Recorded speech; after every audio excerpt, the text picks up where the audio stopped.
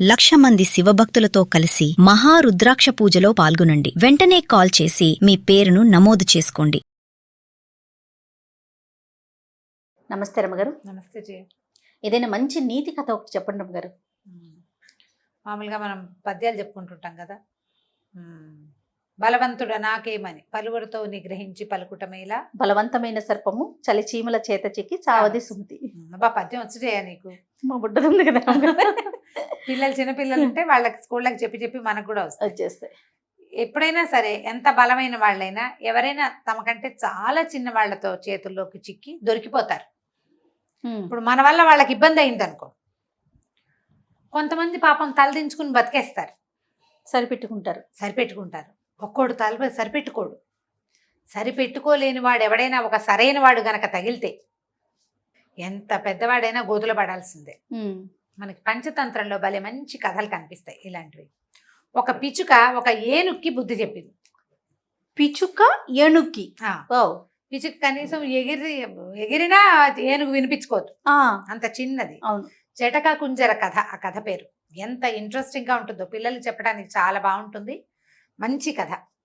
ఈ చెటక అని ఒక పిచ్చుకుంది.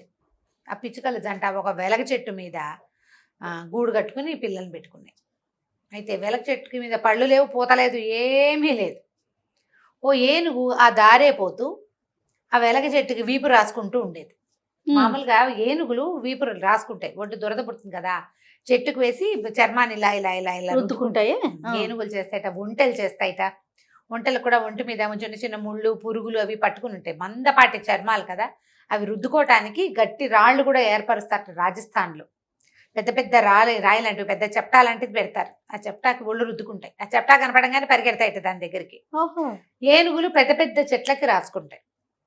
అయితే ఈ వెలగ చెట్టుకి రాసుకుంటుంది. ఏమి ఊరికే వాటికి ఒక తోచదనమాట. పైన ఎక్కడ ఆకు లేదు, పూత పిండా లేనప్పుడు పైకి తొండం చాచి ఒక కొమ్మని పళక్కమని విరిచింది. ఆ కొమ్మ మీదే ఈ చెటక తాలూకు గుడ్లు గూడు ఉన్నాయి. ఎత్తు మీద నుంచి పడేసరికల్లా ఏనుక్కాలక్కర్ల పిచ్చికి గూడుకి ఎంత కావాలి, ఇంత పిచ్చికి గూడు, ఇంటికి బుజ్జి బుజ్జి గుడ్లు ఉంటాయి. ఈ పిచ్చిక చూస్తూ ఉండగానే ఆ ఏనుగు కాస్త ఆ చెట్టు కొమ్మని విరిచేసింది, పడిపోయింది. దాని కాలు పడలేదు కానీ దాని అదురుకి ఆ గుడ్లు కాస్త పగిలిపోయినాయి. చెటక ఏడుస్తూ నుంచుంది. అయ్యో నా గుడ్లే, ఇంకా 4 రోజుల్లో పొదిగి పిల్లలు కాబోతున్నాయి అని చాలా దుఃఖించింది.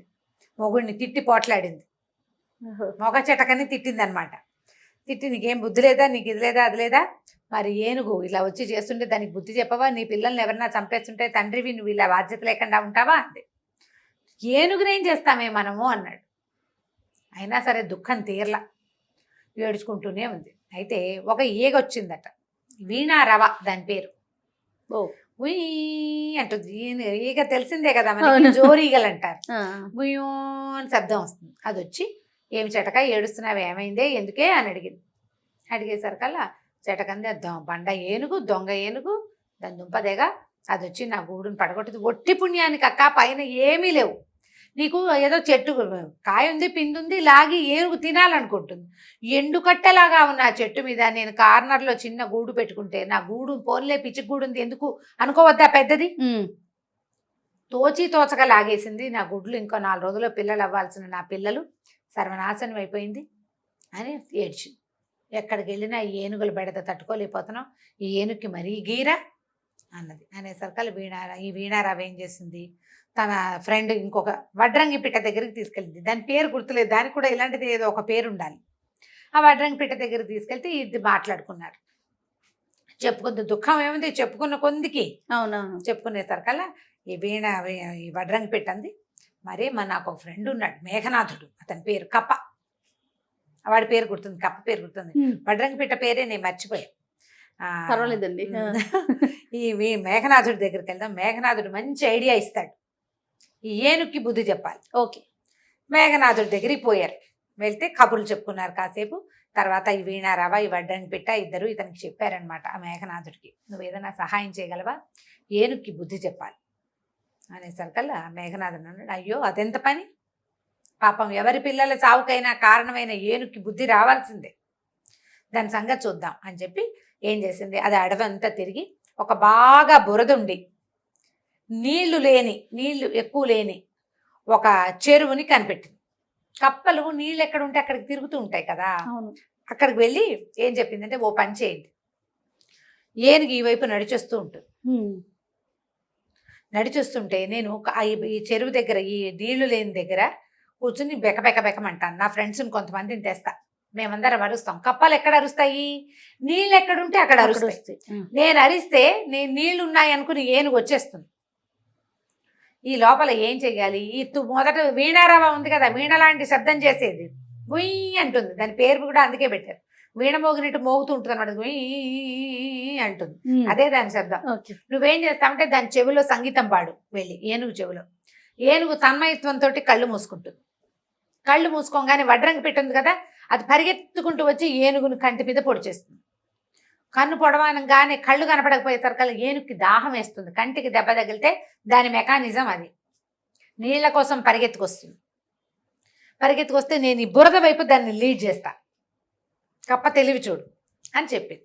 సరే, ఒకనాడు చూసుకున్న ఏనుగు ఆ వైపుకి వచ్చే సమయం చూసుకుని, ఈ మనది వీణారవ ఉంది కదా, ఏనుగు చెవి పెద్దది, ఏనుగు సంగీతం వింటుంది బాగా. ఇది పోయి దాని చెవి దగ్గర గుయ్యూ అని తిరగటం మొదలెట్టింది. ఆ సంగీతానికి మన వల్ల గుయ్యి శబ్దం వస్తుంటే కాసేపటికి మనకు కూడా కళ్ళు మూతలు పడతాయి, జోలపాట్లాగా. ఏనుగుకి కొంచెం కళ్ళు మూతలు పడ్డాయి. ఏనుగు కళ్ళు తెరుచుకుని ఉండగా వడ్రంగి పిట్టని దగ్గరికి రానివ్వదు, అది తొండంతో విసిరేసేస్తుంది. కళ్ళు మూతలు పడంగానే వడ్రంగి పిట్ట వచ్చేసి గుచ్చేసింది కంట్లో, పొడిచేసింది కళ్ళు.